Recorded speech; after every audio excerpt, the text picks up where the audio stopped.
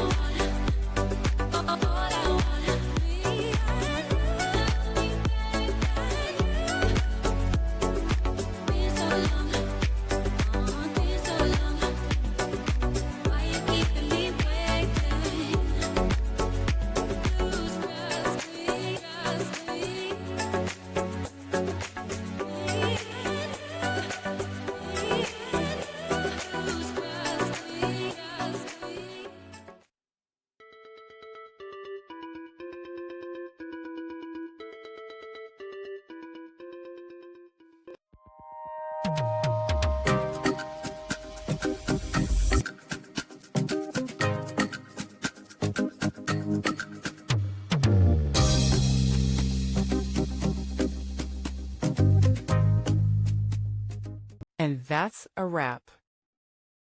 I hope you found the answer you were looking for. If you did, take a second to hit that subscribe button. It really helps out.